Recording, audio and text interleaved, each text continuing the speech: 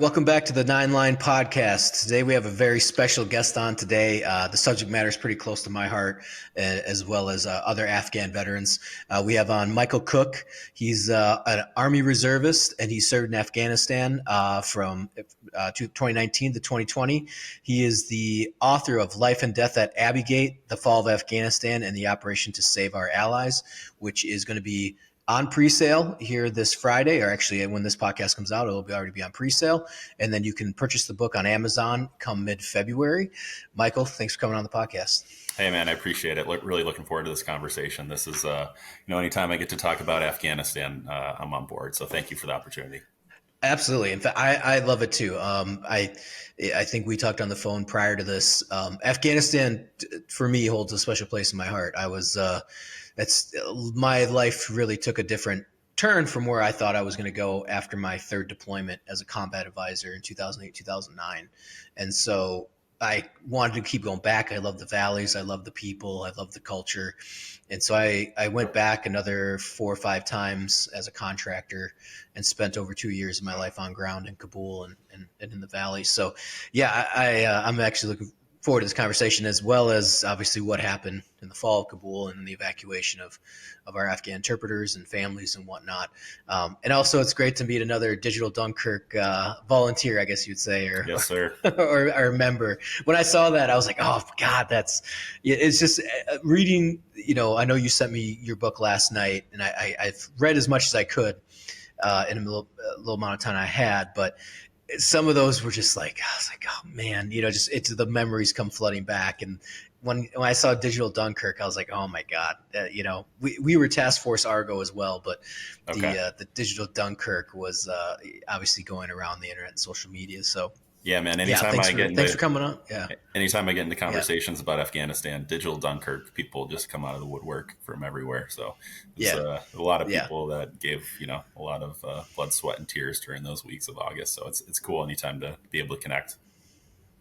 Absolutely. Yeah. And, we're going to start from the beginning. What got you into the Army and reservists, and what led you down the path to go into Afghanistan? Yeah, the military was, something that was always kind of in the back of my mind, and kind of never felt like the timing was right for me at the beginning. I ended up going to college in Michigan, and then moving out to California right after college, and just starting a normal job for, 4 or 5 years.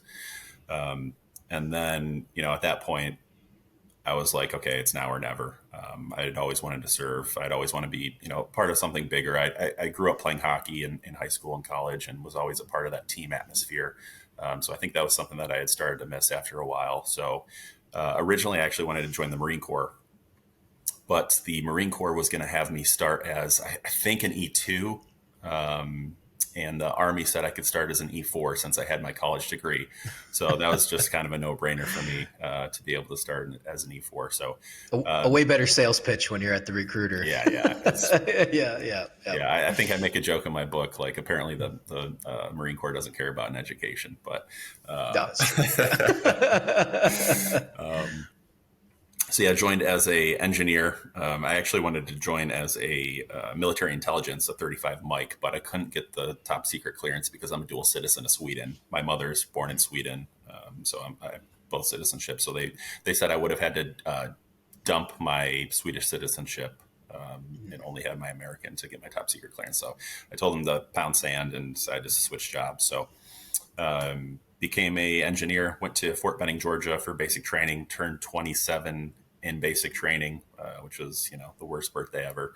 I think the 6 years I served, I think the Army took 5 of my birthdays out of the 6, unfortunately, but that's just how it goes for us. Right.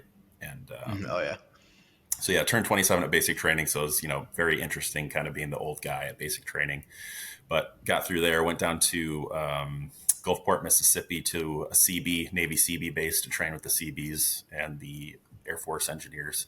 And then just, when you're in the reserves, you kind of just go back to normal life after training, right? And so my unit was based out of Toledo, Ohio. So I drilled out of there, and then just kind of did the reserve thing for, the first 2 years until we got deployment orders in the beginning of 2019 for a summer deployment to Afghanistan. Mm-hmm. So that moved pretty quick. So what year did you actually join, or like joined how long in was it till when you joined? Yeah, 2017, and then got deployed summer of 19.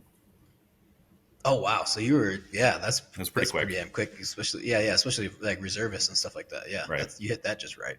So how long were you there, and what was your mission in Afghanistan? We were there for about a year. I mean, we were on, in Kuwait on both ends of the trip, just for a few weeks each. But yeah, in Afghanistan for probably 10 and a half months roughly.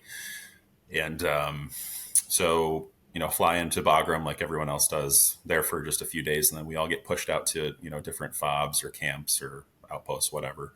And team size elements, squad size elements, platoon size elements. My whole company just kind of got chopped up and sent everywhere. So I went up and started my deployment in Mazar Sharif at Camp Marmol, which is a NATO camp that was run by the Germans, but there's pretty much every single country there.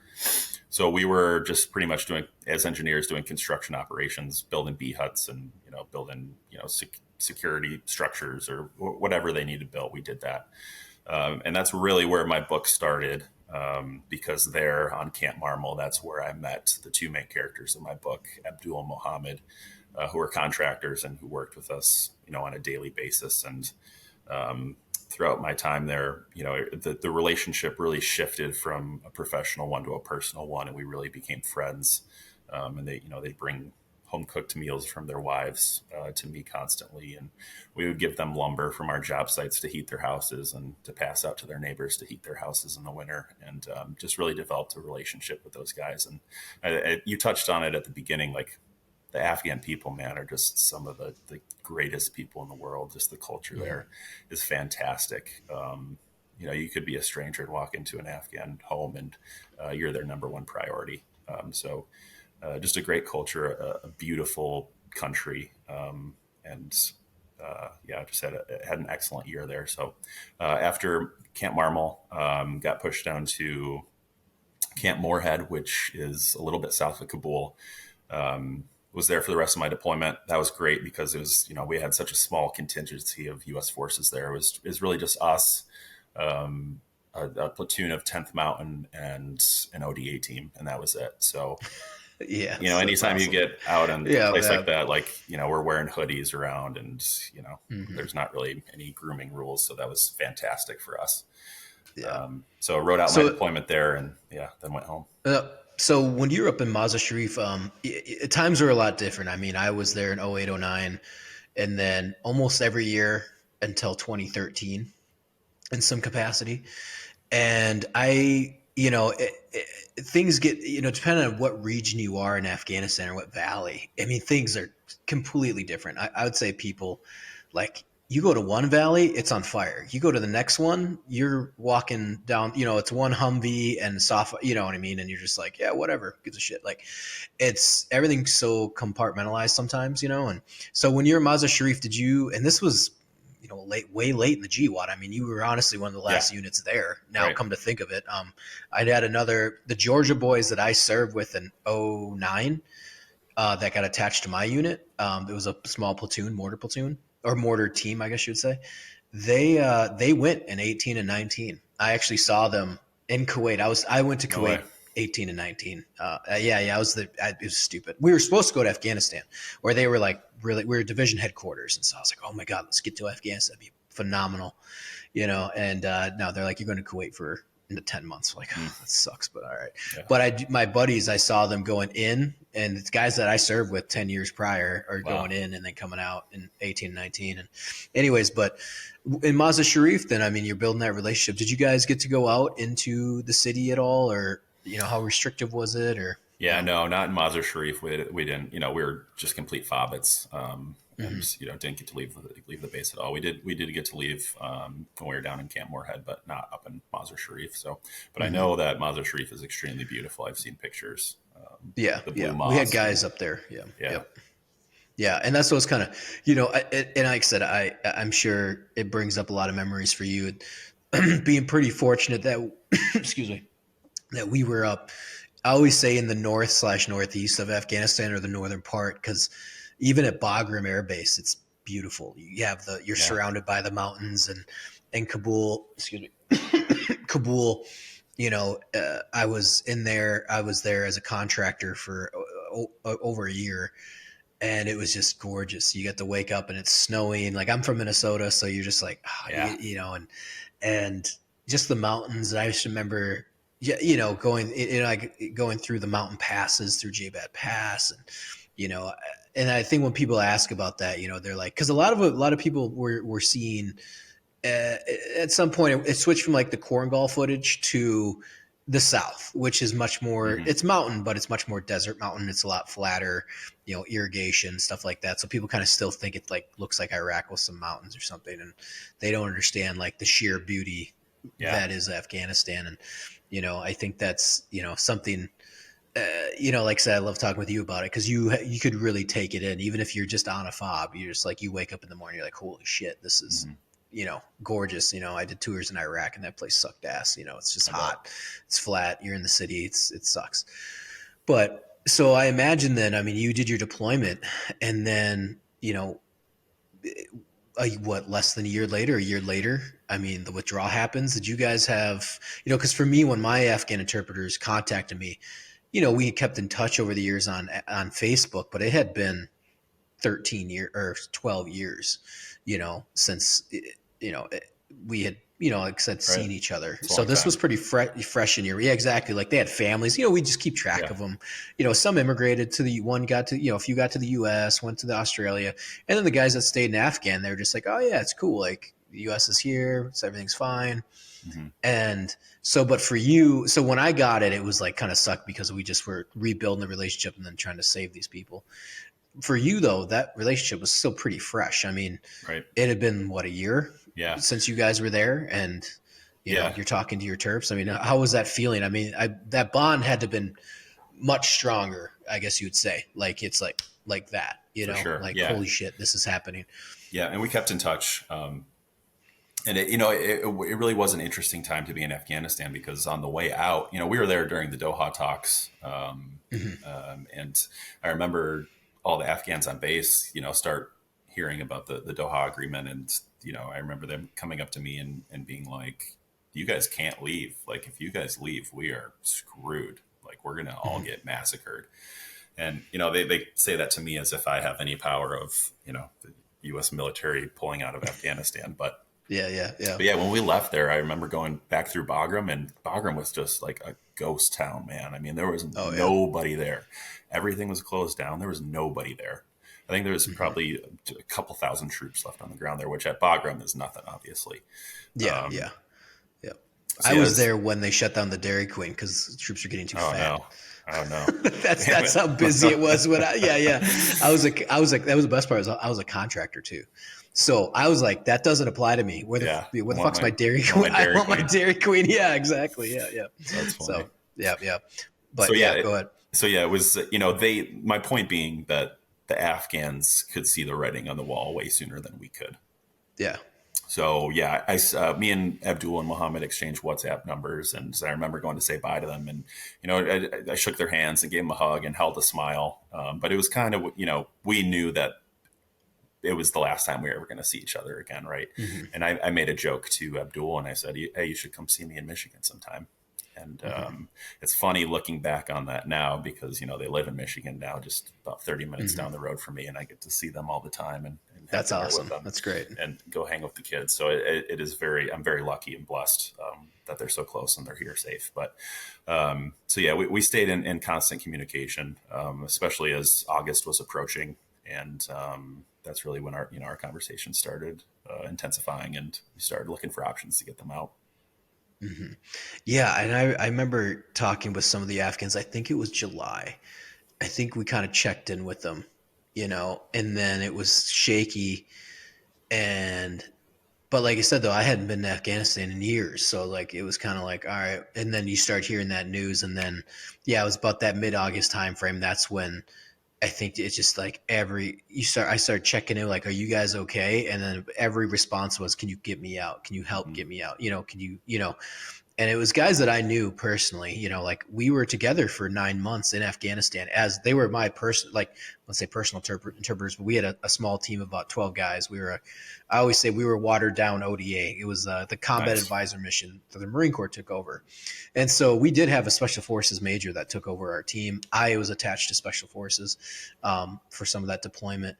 And then, so we knew these guys, but we lived with them, we ate with them, and it was just like, so we knew them very well, and Mhm. I think that's kind of the heart wrenching one was getting these guys.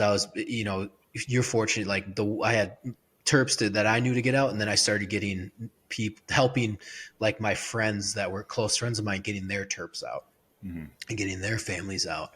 And I think that's probably still the heart wrenching one for me because I couldn't get my one Terp out, Tufan, his family who's like this close, and we just couldn't get him out, Yeah. even at the, we'll talk about this later, but like the Mazar Sharif evacs after the fall, Mhm. they just shut all the flights down. And so that was tough, but to get the other families out though, that are now safe, like in Canada, Australia, Texas, so, and those were just like, it's kind of like like I said, we'll definitely dive into it. All the digital Dunkirk stuff, but yeah, so this is all coming unraveled. I mean, you said you were keeping in contact. Like, when did you really like, we need to get you the fuck out of here? Or was it just kind of like everyone else, like this just happened, we need to get you guys out? Yeah, it was. I think we were even a little bit late. I'm sure because I think it really set in probably five, maybe six, maybe about a week before the explosion is when I think we really realized, Mm-hmm. okay, we need to figure out a way to get them out. And it came about because I was FaceTiming with Abdul, and he was holding his little baby girl in his arms, and I'm sitting there with my mother, and we're both talking to him, and my mother just starts crying because she's realizing the ramifications of what's about to happen, and Mm-hmm. realizing what this little girl's future is about to be like, which is non-existent. And so he Mm-hmm. was. I'll never forget it. He was like, "Brother, can you help me?" And I just had no idea of where to even start. Right? Yeah, I I know, remember right? hanging up and looking at my mom and being like, "I really don't think there's anything I can do. Mm-hmm. I'm a staff sergeant in the Army Reserves. Like, Mm-hmm. I don't have any power." And so he had been looking into the SIV program a little bit, and so he asked me to look into the requirements to apply for a SIV for him and Mohammed. So I started going down that whole crazy shit show of a wormhole, and just all the documents that they needed. And it was, the whole SIV system was just completely broken. And Oh I've yeah. said this before, Mm-hmm. as an English speaking American, like those documents were pretty tough to figure out. So as an Mm-hmm. Afghan, they were nearly impossible. And I talk about this in my book, but the first step in that SIV process is getting a HR recommendation letter from one of their Mm-hmm. superiors that they worked directly under in Afghanistan. So we find out who this dude is. I get his email from my LT from deployment, and I email the guy explaining who I am, what I'm trying to accomplish. He knows Abdul, he knows Mohammed. He doesn't respond. I follow up the next morning and then kind of promptly get a response from him. And essentially it says, I can't write a recommendation because I'm worried about what it's going to do to my security clearance at my job. And Mm-hmm. I talk about him in depth in the book. I don't use his name because I think he's a piece of shit. But Yeah, I read that part. yeah, Yeah, I got that. for Yep. Yep. somebody to worry about their rank, worry about their security clearance when lives are on the line is just pathetic. So, Mm-hmm. throughout the whole digital Dunkirk process and network, we saw people, giving everything they had. So to see the opposite end of that was frustrating. So, Mm-hmm. a very initial setback, but luckily we were able to. I think 2 days later, we were able to get a recommendation letter from the camp mayor that Abdul and Mohammed knew. So he wrote that for us, and we were back on track. And so my next step was reaching out to Senator Debbie Stabenow, who's my Michigan senator here, and her team was amazing to work with, and they really wanted to help. But honestly, they were pretty much set up for failure by the State Department as well, as was everybody. So their, the advice they were getting from the State Department, they just pretty much relayed to me was, have them shelter at home until we call them to come to the airport. God, Well, I remember that. All the things you talked about, it's just like memories are coming back, and it was insane. Yeah. Yeah. And, here we are over 2 years later, and they still don't even have their SIV case numbers. So it's like, them going home and waiting for a approved SIV to be called to the airport was just absurd. And I remember doing that the email math. that went out. Yeah. I remember doing the math in my head just about how many people were trying to get out roughly, and how many days do we have, and the evacuations running at Kaya now and not Bagram, so I know that means we only have one runway to work with and no security, and so I was doing all that math in my head. Did you ever go to Kaya? Sorry. Yeah, I had. Did you ever? Okay, yeah, because we had made runs there all the time as a security contractor, so I knew that place pretty well. And I remember they said when they were evacuating out of Kaya, I was like, "You got to be fucking kidding me!" Yeah. Kaya, especially with Bagram, how big it was, all the standoff, it was nuts. Yeah, man. And yeah, it was. In fact, I remember seeing the flagpoles. I don't know if you guys would have saw them at Kaya. It was kind of like the where we picked some of the diplomats up at, and there's like these flagpoles, and this video went viral on Instagram, and it was all their weapons laid out. It was just like a stack. It was must have been like a Westerner or something, or maybe it was an Afghan, and they're just like they're recording it like almost like live streaming, and it was just AK-47s, M4s, night vision, body armor. It was all just piled up. And we were just like, what the fuck is going on? And I remember seeing those poles, I was like, I've been there. I know exactly where that is. That place is nothing. Like there's not a massive security presence there. And it was ridiculous. But yeah, that was insane. But yeah, go ahead. Yeah. To that point, I remember hearing that we were giving up Bagram, and obviously we had a botched handover to the ANA. And that's when all the prisoners from the Parwan detention facility escaped from our prison. So all the ISIS-K members, all the Al-Qaeda, all the Taliban that we had all escaped. And yeah, so I just remember thinking like, why the hell would we give up Bagram, which is a base that can be very secure with a very small amount of people, and be running this evacuation out of a civilian airport that has less runways. Like it just didn't make any sense to me. So that was the point where I was like, I called Abdul and I was like, I think we just need to make a run for the airport and see what we can find out. So that's what we did. We had some failed attempts. The very first attempts that we made, Mohammed got his ass beat pretty good by the Taliban. They ran into a Taliban checkpoint. Mohammed got grabbed and they beat the shit out of him. When I saw him a few months later, he was still, covered head to toe in bruising. And so they got him pretty good, but luckily he was able to escape into the crowd. But yeah, they had a hellacious few days there at Abbey Gate, standing in knee to waist deep shit water. It was a real sewage canal. And, anybody that's seen the pictures just knows how chaotic it was.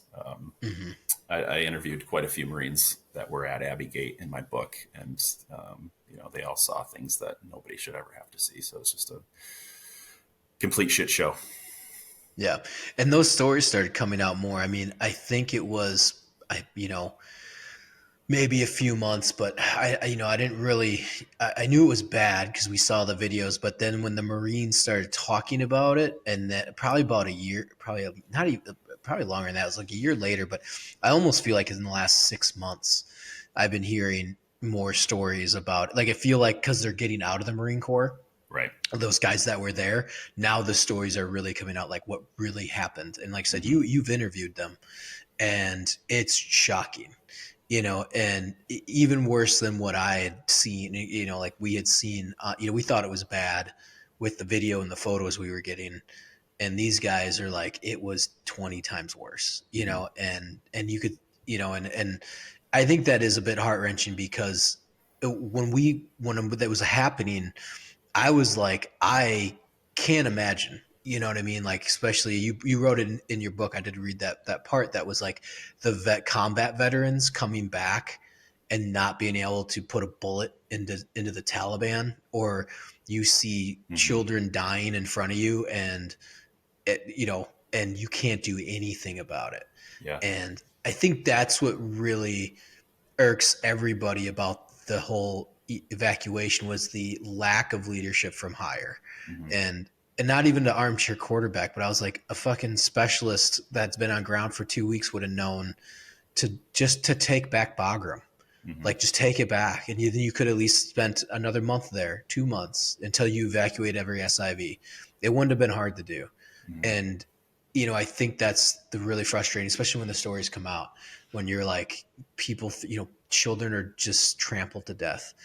Babies are getting thrown over razor wire. Yep. And these are real things that happened. And just the sheer desperation, and I didn't quite have a reference for that in my head, because you don't see it. Like, you kind of hear about every once in a while, like people getting trampled to death in a crowd. It's like 2 people, but there it was nuts. Like, my interpreters that were trying to get through Abbey Gate and through some of these checkpoints, they were like, if I go back, I'll get crushed. He's like, we have my mother, she's going to die. Like, we can't go back. And I'm sitting there and I'm just like, just go, and then you start hearing about the horrors and you're like, oh my God, I wouldn't take my daughter through there. And then kids are dying of dehydration. They don't have the water. Like, the Taliban are shooting at them. Like, yeah, I imagine interviewing the Marines was even more eye-opening than we already knew. And what was that like, interviewing them? Yeah, dude, I cried in probably every single interview. It was just so much more intense than I was expecting. I mean, you mentioned a couple of things. The things these guys saw was just horrendous. I mean, they're seeing desperate Afghan men use babies like rugs and put them on the Constantine wire so they can try to crawl over them. And they're seeing, young kids and babies getting their heads stomped on, and there's just nothing they can do to get to them because the crowd is so thick and so wild. And one story I talk about in the book is Sergeant Zelensky, who's one of the main characters in the book. He's the one that actually grabs Abdul Muhammad out of Abbey Gate eventually. He had his first child while he was deployed in Afghanistan for the evacuation. And at one point, a Afghan mother came up to him and just handed over a dead baby and then turned around and walked away. And, that might sound crazy to us, and it is, but it's like, she probably had 3 more kids, 10 feet away that she had to go figure out what to do with, So, so for Sergeant Zelensky to hold this dead baby in his arms before he even gets to hold his own baby is something that, haunts him. And it's just like all the young kids and families that they had to turn away because of lack of guidance from the State Department is something that really haunts them. And I mean, they're being suppressed by the Marine Corps, by the Army, by, the U.S. government to not talk to the press, not put out these videos of what happens. The DOD report contradicts everything that these Marines say happened on the ground. So it's like, there really is a pressure to silence these young Marines and soldiers. And I don't really know why, but it's tough to see. Yeah, and I think that's the frustration that everybody has. And like I said, we could see from the get-go. I mean, it was a disaster. It was plain and simple a disaster. It was a political move. No one likes talking politics, but it was a political move that went absolutely fucking sideways. And it's just one of those, it's almost like, I don't know how to say unforgivable, but it almost is. I mean, you're abandoning these allies, and then you plunge a country back into the dark ages, and I always said, in frustration, I remember talking with my wife, and I was like, does it, when people bitch about how much money we were giving them, did it really matter? I was like, are you going to get your free college? Are you going to get your free health care? Did you get the money back on your taxes? No, none of that happened. None of it did. So who gave a shit what you cared about with that money? Like, I can't believe we're spending so much on this corrupt Afghan government. I was like, yeah, well, who gives a shit? Who cares? Where's it going to, what else is it going to go? I was like, we have a foothold in Afghanistan. The government is being held in a thin veil, which is fine. It holds back this is a generational build now. We committed 20 years, commit the next 30 to 40 to 50. Right. What did we do? What do we do in Germany? We still have bases there. What do we do in Japan? They don't even have a military. It's been like 70 years. They don't have a military. You know what I mean? We're still there, like think about North and South Korea. South Korea, we're still there. That was in the 50s. That was 70 years. Right. So think the long term. And it was just like I said, in the end, it was just a political move. It was just I'm going to end the war in Afghanistan. And it's like, you can end the war, but just like we did it with Iraq, we ended the war, but we kept like 3,000 troops on ground. Right. Like, people were like, wink, wink, nod, nod, it's ending, but we still have guys in Iraq, and I think some people thought that was going to happen, like with Afghan, like, yeah, we've ended the war, but we're going to keep people there. But it was nothing. I mean, I had contacts because I worked on a CIA static gig. And so my friends had served in that for like 6 years. I did it for a quick stint, and then I moved to the Department of State for mobile protection. And so I had friends that were like, no, they're shutting down the CIA black sites. Like, there's no one there. The spooks are gone. Everyone's leaving. There's no one fucking left. Like, it was a full, we aren't given anything. And so that's, I think, was what's shocking. And then, like you said, that the suppression of it, I think, is insanely frustrating because it's coming from the president. It's coming from the top. It's coming from Miley. It's coming from all of them. It's like the frustration was when we were still doing the evac, when after Abbey Gate explosion, they go off and do a drone strike and kills a friendly, a guy that in his family that worked with the U.S. government.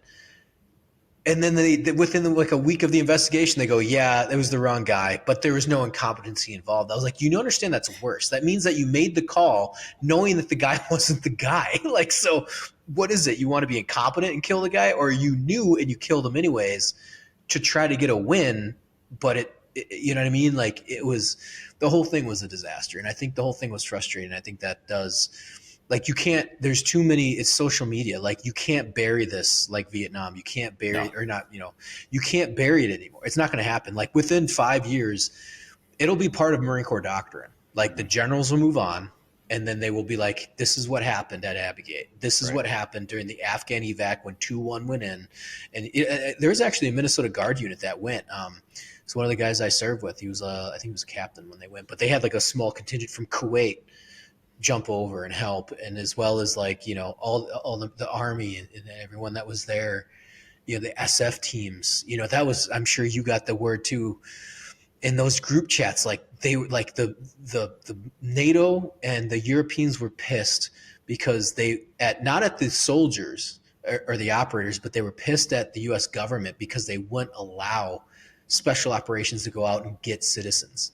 So basically our allies were making runs to go get American citizens. It was fucking mind shattering, like what was happening. I'm sure our guys went out and said, fuck you, we're leaving. But the official word from higher was, we're not going to let anyone outside Abbey Gate, or outside Abbey Gate, but outside HK. I mean, it's nuts. It's, the whole thing is, it still revs me up to this day, and I was just like you. I spent 2 weeks, and longer than that, even after, and trying to get people out. And it's just like the sheer frustration. People are like, oh, how are things going? I was like, not fucking good. I'm like not sleeping because I'm like up at 2 a.m. in the morning talking to my Afghan. I'm getting photo of people dying. Like, they're not making, the whole thing's falling apart. It's an act of death. We don't know if they're going to, and it's the 9/11. They're trying to leave on the anniversary of 9/11 or like close the gates, you know what I mean? And like, the date's coming, they're going to shut it off. And this administration isn't going to like backpedal, be like, oh, fuck, send everyone back in. We need to get the situation. It's just not happening. Yeah. Yeah. And I mean, as soon as Biden put out that 9/11 date, it's like, this clearly there's a stunt being pulled here. If that's not a political move to evacuate on 9/11, I don't know what is. And obviously that got, pushed back to the end of August instead of 9/11 eventually. But I mean, yeah, the failures were of epic proportions, and there's millions of them. The biggest one, obviously, is, we talked about the prisoners from Parwan getting released during our botched handoff to the ANA. Well, Al Algiri, who's ended up being the bomber at Abbey Gate, we had him at the Parwan detention facility. He was a prisoner. He got released during our botched handoff to the ANA, and he walked right out on the streets and he strapped a suicide vest to him, and he killed 13 of our troops and 200 Afghans. So, and not only that, I mean, we let him out, and then as he's walking through Abbey Gate, we get eyes on him again. And, we were in the digital Dunkirk chats. We were all getting notifications that there were suicide vests coming to Abbey Gate. And, everyone knew it was coming. And there was intelligence being passed to the guys on the ground as to what they were wearing, who it was going to be. So the intelligence that Sergeant Tyler Vargas Andrews got, who was a sniper in 2-1 Weapons Company that was up in the sniper tower, was, you're going to have a suicide vest coming. It's going to be a young gentleman, military age male, who's going to be wearing dark clothing.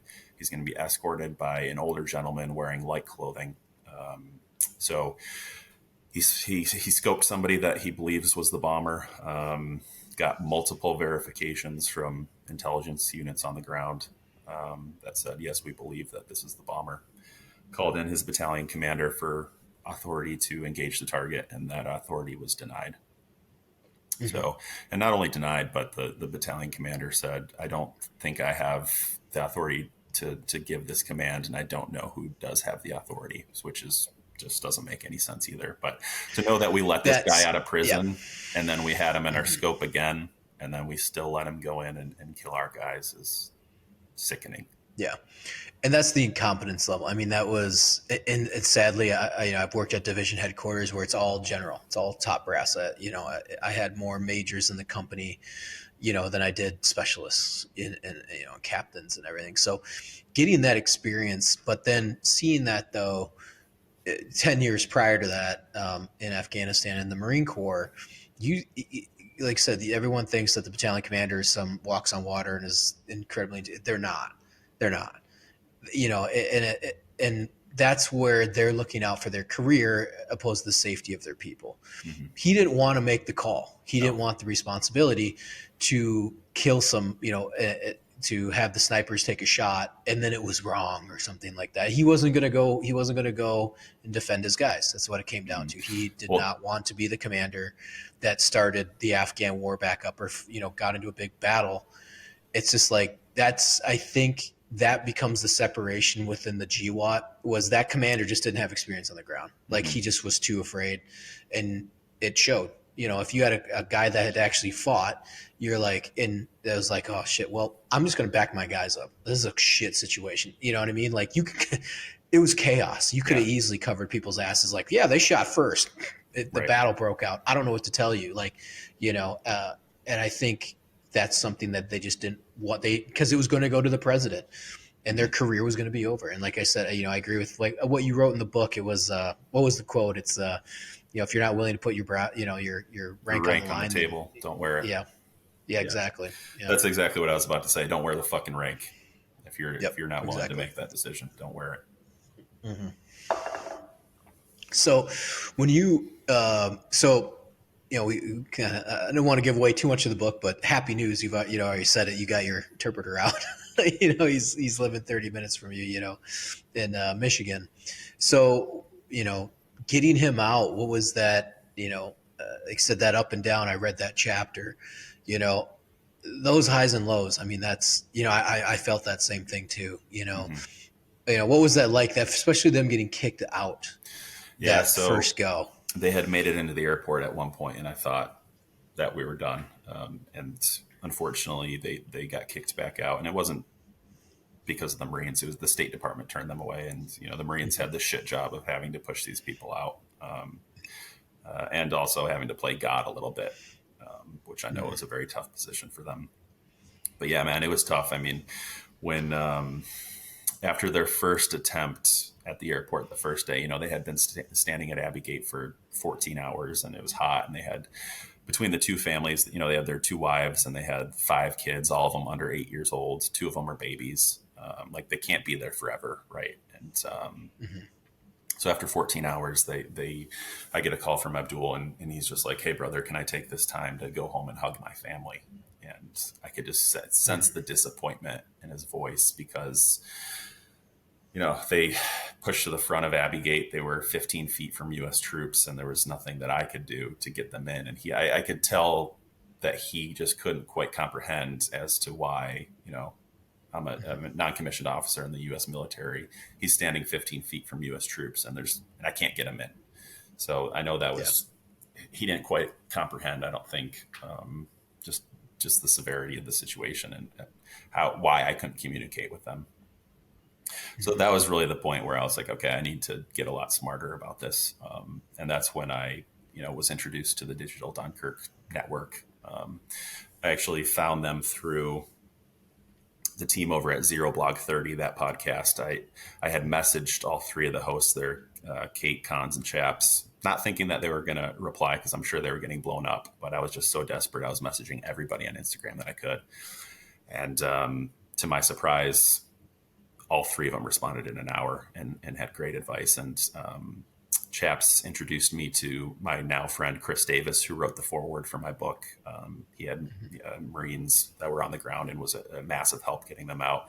And then Kate introduced me to some people that brought me into one of the Digital Dunkirk chats. And that was really the game changer, right? I mean, I remember entering that chat and just watching probably for the first 15, 20 minutes. And just the information that was getting passed was just incredible.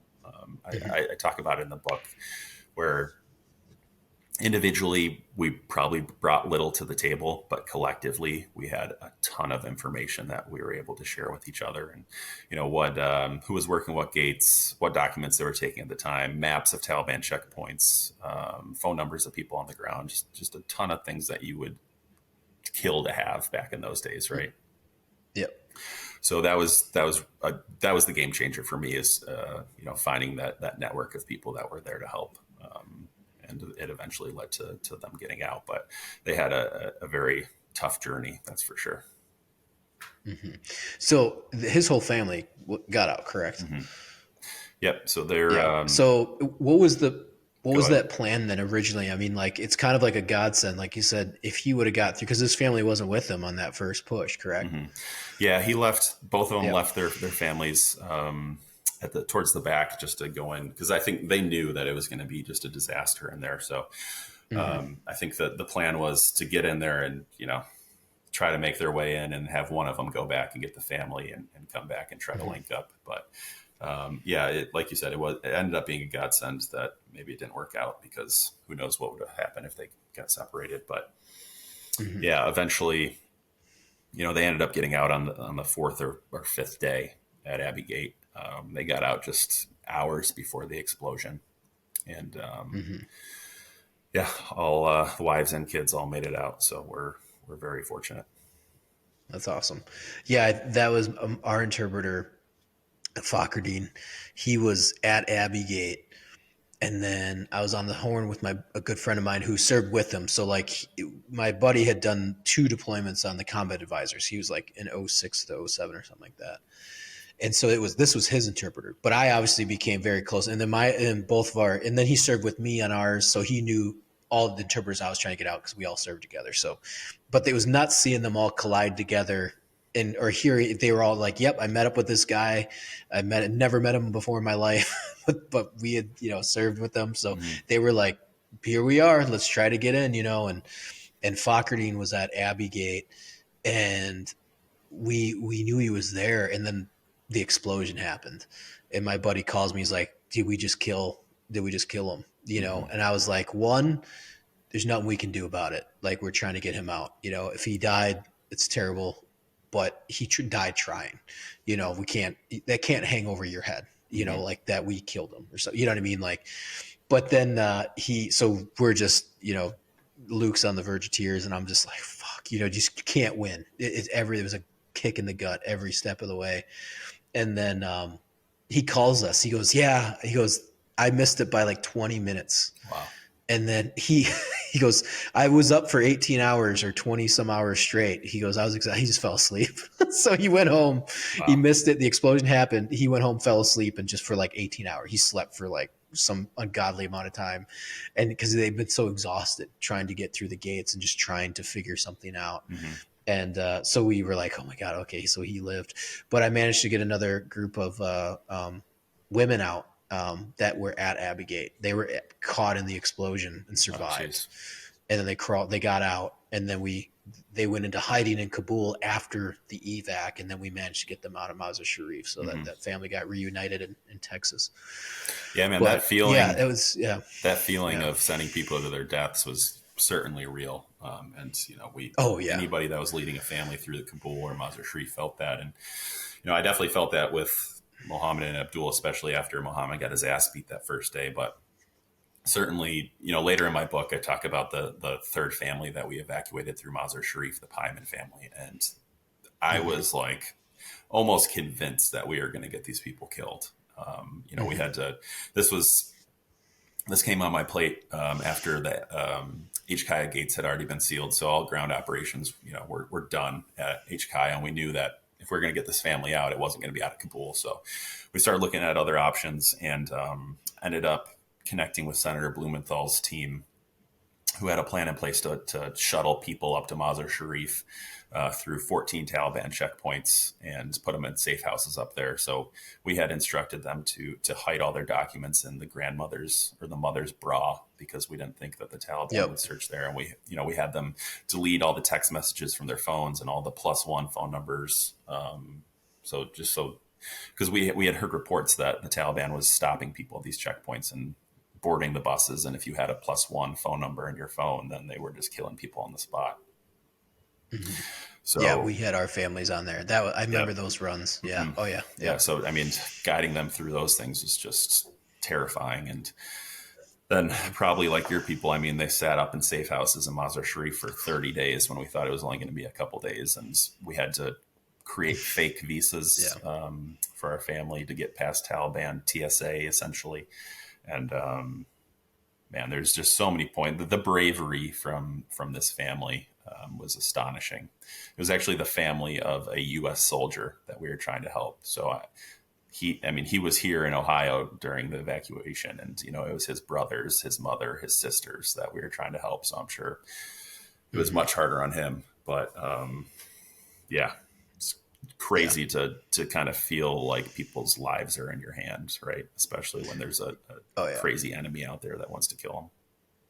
Yeah, that was, like you said, we all felt that was the worst, where it was just like, in the fact that your hands were tied, that wasn't like we were looking at getting on planes, but because my buddy called me, he's like, so we go into Tajikistan? And I'm like, right. Yeah, I was like, stand by. I literally told I was like, stand by. I'm trying to figure that out right now. Mm-hmm. And I started looking at, I was already looking at flights, but I was like, I don't know how we get in. I was like, we can't get to HKIA. We can't, fly. All the flights are gone. They're just not going. Mm-hmm. You know what I mean? And then we could sneak across the border, but then what? You know what I mean? I was like, we need to get Taliban has taken all the checkpoints. Mm-hmm. You know what I mean? It's not like it's Wild West. If we were now, no families, single guys, you know what I mean? That we're like, fuck it, let's just roll and start blasting our way through to Mazar Sharif. But you can't, you know what I mean? Like, I think a lot of people were like thinking, oh, we could fly there, we could do something, and you just can't get them out. And even now, like, I still talk with Tufan, like, it's a desperate situation. He's just like, I don't know what to do. And I'm like, the SIV letters are done. I was like, it's not, I was basically like, you just have to live, you have to, figure out life now under the Taliban, because there's just no one's getting out. No, there was, I don't remember the most recent numbers from No One Left Behind, but I know there's over 100,000 applications for SIVs still. And I want to say the number of available SIVs is like 14,000 or something. I'll have to look it up, but it's a very small percentage of applicants. So yeah, there's, our and they allies also are gonna be denied. left. Yeah. They were denying him too. Like, he had all the documentation and they just were like, no. Right. Yeah. Like you lie. I remember they said something about he lied on his application or something where there's a discrepancy on who he worked for at a certain time, and he was like, "That's not true." But it was just they were doing it to way more than just him too. It was Oh, a yeah. bunch of Afghans were like, "Nope, your SIV letter's no good." Right. Yeah. I mean, Tom And Schumann, I and think his yeah, interpreter Zach is still fighting for his SIV, which, it's like a, yeah, he's stateside. yeah, He managed to get out. right. Yeah, and that's the thing too. And that's what I said. I was like, I don't care about the SIV. I was like, just get on the goddamn planes. Right. I was like, just get because they're not going to turn you back. It was just like. And so I think that was the hardest part was like they were trying to get their letters together. We had got a bunch of stuff, and the front, it's the advantage that I'm glad your Terp had was the fact that you did work with them a year prior. They were trying to get companies that were a decade ago and they don't exist anymore. Right. They haven't existed for years. In fact, some of these guys, they have, like I said, they have kids. Like my interpreters have 7-8-year-old kids. And they had a career, and then they, you know what I mean? Like they had gotten their degree from Kabul University, and this was not, they didn't think this is what was going to happen. This was completely, it was falling, but then it was like, and no one had the foresight either to be like, just get on the plane to Dubai and just stay there, like because if they would have done that, you always kind of like want to armchair, like, oh, I wish I would have known this, but you just don't. Like, I think I always tell guys that were involved, I was like, you can't beat yourself up, and one of the most heart wrenching and but it was true was, Tufan at the end of it, when it was all done and we couldn't get him out, he just said, thank you for helping. Like, I appreciate, brother. Thank you for helping. And that's something most of these Afghans, that's all they care. They're just like, thank you for trying. Like it wasn't your fault, and that's hard, that's hard to talk about, but it's like, you think back, like, what could we done better? What could we, whatever. And sometimes you're like, how fucking frustrating is it if they would just got on that fucking plane in July and just said, I'm going to go hang out in Pakistan for the next, 30 days. You know what I mean? It's only $1,000 round trip one way.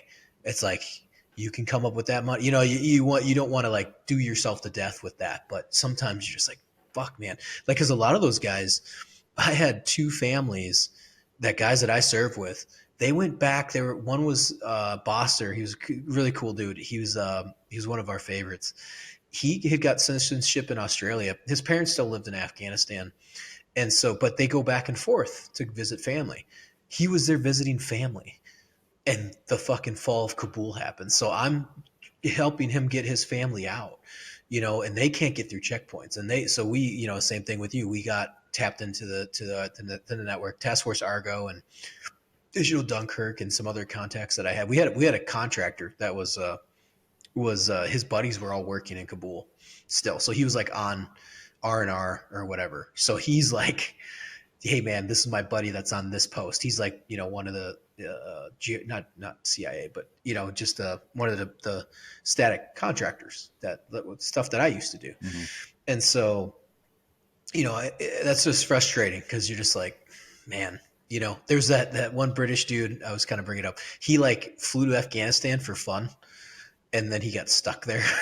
He flew in the weekend to that. It's like a funny story, but you're like, but if you can imagine though, if you would have just, I'm sure every single Afghan was thinking that, like, if I could have just got on that fucking plane the weekend before and just took a vacation to, to the UAE. If I would have just, gotten to Dubai and just hung out for, you can't talk that way. You'd be like, oh man, we could have, it's like, no one knew that. No one knew, but it is frustrating to see how all that went. And sometimes it's just like, fuck, And then no flights going in or out. And, right. Right now it's insane, Yeah. And a lot of a lot of these people didn't want to leave, right? I mean, Afghanistan was their home, and they weren't just looking for the golden ticket to America. I mean, they left because they had to. So I think a lot of these people just stuck around home, just hoping that the government was going to hold out and the Taliban wasn't going to take over. But, I mean, speaking of failures, right? I mean, there was all sorts of assessments as to how long it was going to take the Taliban to take over based on who the assessment was coming from, State Department, CIA, DOD, whoever. But for the most part, they were all saying, like, we at least think the ANA is going to be able to hold out for a year in Kabul. in Kabul. A lot of the assessments said that Taliban would take perimeter cities, but they wouldn't take Kabul. They take the whole country, including Kabul, in 5 days. It's Yeah. like, how could we be so wrong? Yeah. Yeah.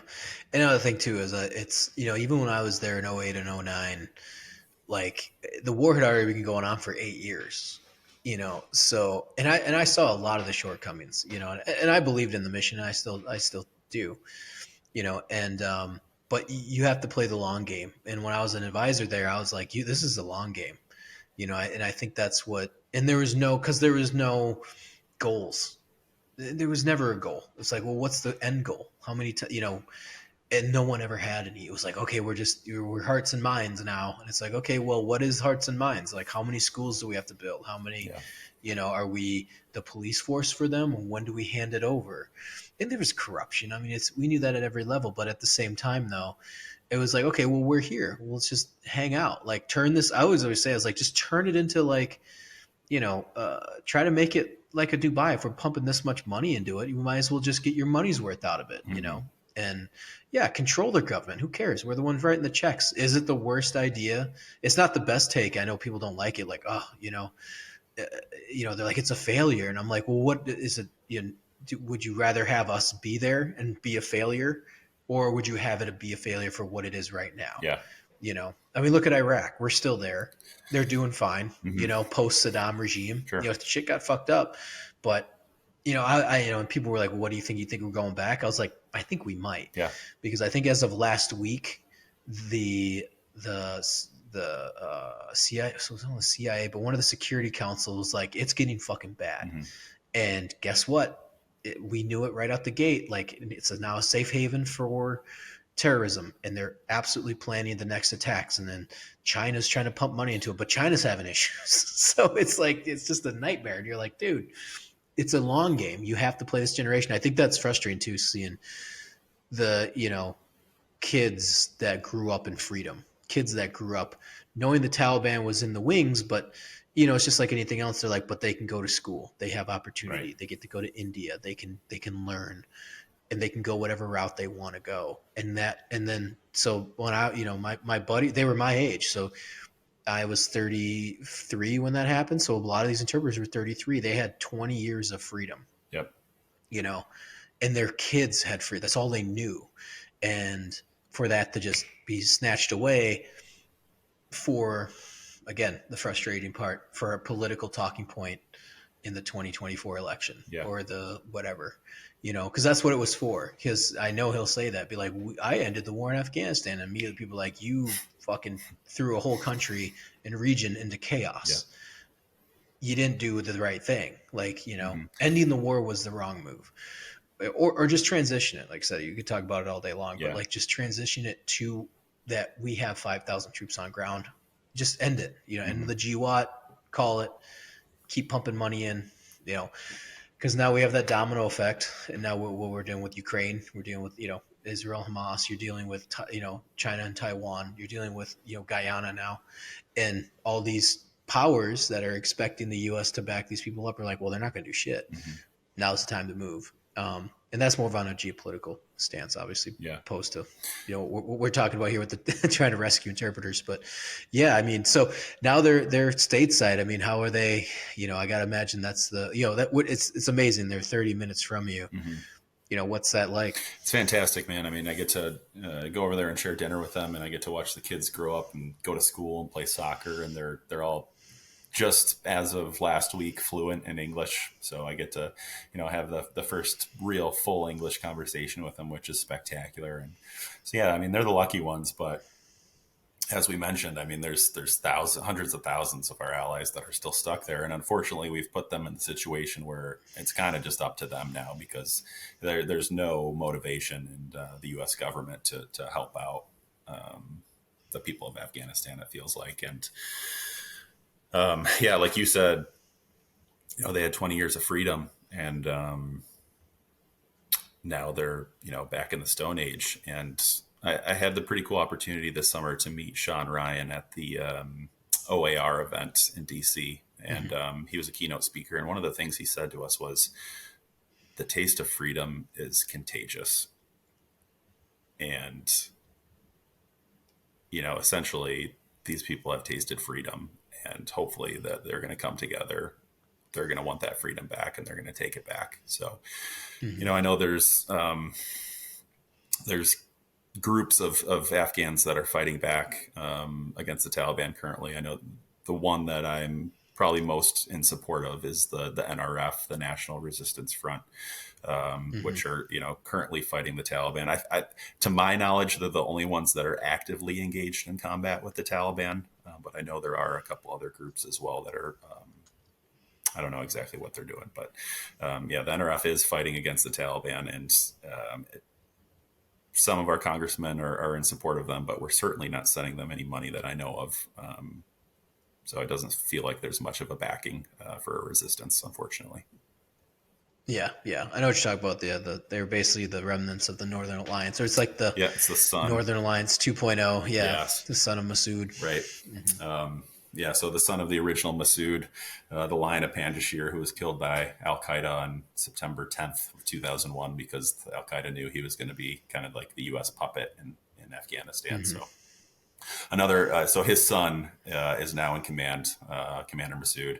Another guy that I got to meet this year, actually in Austria, went and hung out with NRF for 3 days, which was super cool.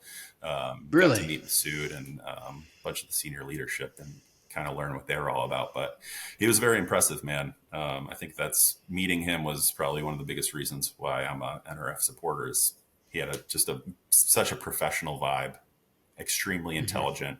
And I really believed him when he was telling me that, he just wants to give the power back to the people of Afghanistan. He's not looking for power himself. So that's really cool, because you don't hear a lot about Afghanistan. It's this like black hole.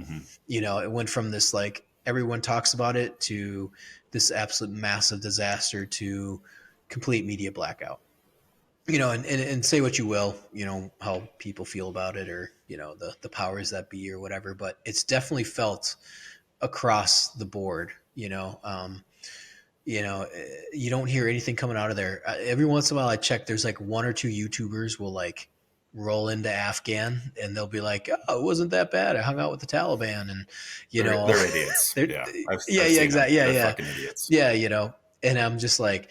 And then one guy died. He went back a second time, and they snatched his ass up or something like that. I can't remember what happened, but they're like, yeah, they're trying to improve the for people to come to Afghanistan. I'm like, you fucking high? Like, that's not going to happen, as much. And I had a friend of mine contact me. He was another filmmaker, and he was like, how would you feel about like some of these guys? This was last year, actually. It's last year, probably earlier this year. He was like, how do you feel about, going back to Afghanistan as a tourist, because these guys are doing it, and then to go fishing, go like fly fishing, because they do that in the States. And I was like, one, that's a crazy ass fucking idea. I think it's a great idea, but good luck. It was one of those things where like, oh dude, that's great, but terrible idea. Yeah. It's like a great idea, but a terrible idea at the same time. Yeah. And I was like, two, I want to murder these guys. And three, you don't think I'm not going to try to get my terp out that's still there? You know what I mean? Like, you don't think I'm just going to just be like, oh, yeah, I'm just here to hang out, like, and he was like, no, totally get it, and it's like, well, who's going to pay for us? He's like, yeah, it was just an idea I had. I'm like, I was like, okay. Like, I thought someone was like thinking about funding this trip or something, but no, it's weird because you see a big media blackout. And it's interesting. So how, like I said, we don't hear a lot about it because no one's really reporting on it. So the NRF, if you met them this summer, you said, so what is there any progress? I mean, I love Afghans, but things get exaggerated. Things are, they talk a big game. So was there any hard evidence of like shifting or pushing, or, hey, we are taking back, because they lost a few valleys. I tracked them for a while. Obviously I'm a huge supporter, but it was also, that was kind of a kick in the gut because they're running out of ammunition. Right. Taliban had every single fucking asset. I know Pakistan, I believe, got involved at one point, dropping munitions on them. They were on their back foot. Yeah. What was the situation on the ground like, or what do you say? Yeah, I mean, they were earlier in the summer, they were very hopeful. I think they're having a tough go now, just based on supplies.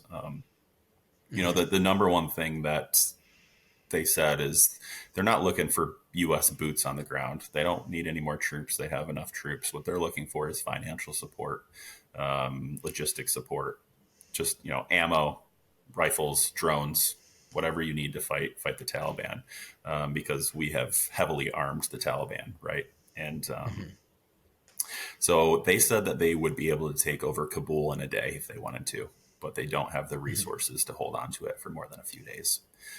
And, I should preface this with, they knew I was writing an article about it. That's why I was there. So how much of it is propaganda, I don't know. I think they're probably in a tough spot now, just financially. If we don't start backing them soon, I think they're going to, have a tough go. But time will tell. Yeah, exactly. I know that they were barely holding on to the Panjshir Valley, but I also know that ISIS-K was hitting the Taliban, so it's one of those things where, like, I'm still not a fan of ISIS, but I was like, yeah, all right, that's nice. Sure. You know what I mean? This is one of those things where Taliban was like, well, remember, like, no, fuck you guys. Like, it's, you get what you deserve. Yeah. And so, but I know that ISIS was giving them a run for their money as well,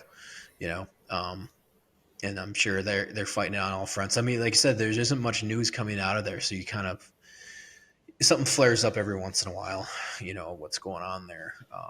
We were still managing to get in some food in for almost like 6 months, and then they found that warehouse where they're storing it and they burned it all. So, wow. And then so there was just nothing that was getting in. Yeah. I don't even think like US aid or anything is going in, at least that I know of, so. Yeah, I'm just hoping the U.S. government doesn't legitimize the Taliban as the government in Afghanistan. I think we need to hold off, certainly for a while.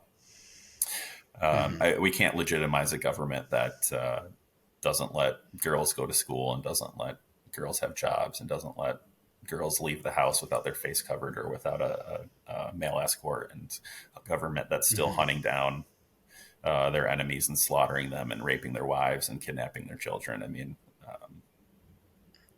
I know there's talks to legitimize them and recognize them as a government within the UN, and I'm sure at the U.S. government levels too, but I hope they're smarter than that, but I don't know.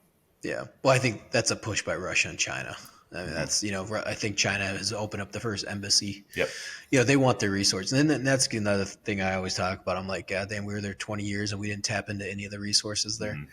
I mean, like, call a spade, but that makes them money. That makes us money. That makes them an ally. Right.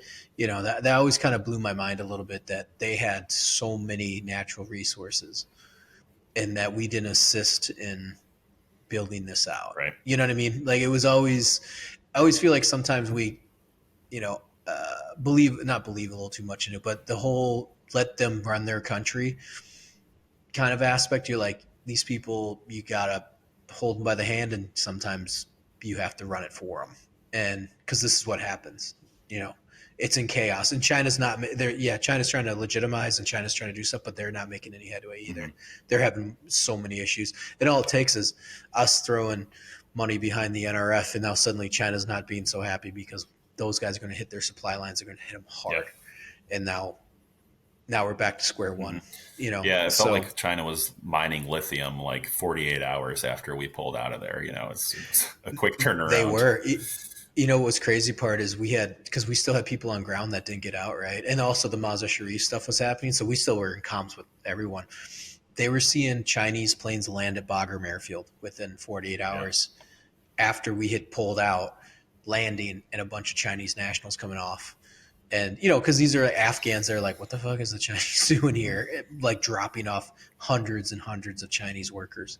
So, I mean, that's happening. But like I said, to the extent of how effective it is, it's a fragile system for China. It'll be an issue for them. But yeah, anyways, but yeah, man, it's, so that's great. So now, like I said, you get to see your the family and all that stuff. And do they have, are they really enjoying the American life and going to the movies? And they are eating pizza and Grubhub. Yeah. I mean, I said, the kids are in school and making a bunch of friends, and they're just doing amazing. Abdul and Muhammad went to Chicago for the first time a few weeks ago, and they were just blown away by the, the size of the buildings. And yeah, it's been fun. I know, but it's also been hard, right? I mean, there's so many things that we take for granted that they had to learn. Like when I remember day one teaching them how to turn the oven on and the stove on, and just like the smallest details that they've never experienced before, and it's just part of our everyday life. So, but they've been here for a couple of years now, so they're really settled in. But yeah, they're happy. And Mohammed had a newborn baby since they've been here, so that baby is a American citizen, which is very cool. But yeah, I mean, That's awesome. they're still fighting for their citizenship themselves. So the battle certainly isn't over, and they still have a long road in front of them before they get American citizenship. So are they under the SIV, or are they doing refugee, or No, they're what's under the asylum right route they're now. taking? Um, Or, sorry, yeah, asylum. Yeah. asylum and humanitarian parole is going to be their pathway to a green card eventually. But like I said, it takes quite a while, so it's going to be a minute. Oh, well, it's a good thing they're out though, and like I said, they're hanging out in Yep. Michigan, so that's Yeah. awesome. Well, thank you so much for coming on. This was an amazing conversation. Obviously, it's always a tough one, but at the same time, it's a great one because you got your family out. We all managed to get people out and save some lives. So, that's always a win. So it was great talking with you here and having you come on. Where can people find you at? And reiterate again when your book comes out and Yeah, whatnot. best place to find me is Instagram. It's Mikael Cook 89, Mikaelcook 89. And yeah, the book is called Life and Death at Abbey Gate. It's available anywhere you buy your books. It's up for pre-order now, and then the actual release is about mid-February. So I hope people, buy the book, and I hope they learn a little bit about what happened in Afghanistan. They learn about what the Marines did at Abbey Gate and the heroes that came out of that. And hopefully this never happens again, because we put our allies in a really horrible position and didn't keep our promises. So my biggest goal for writing this book is just people learning about what we did to these people and how we can still make it right. Awesome. Well, thank you for coming on, and I appreciate the All right, thanks conversation. so much, man.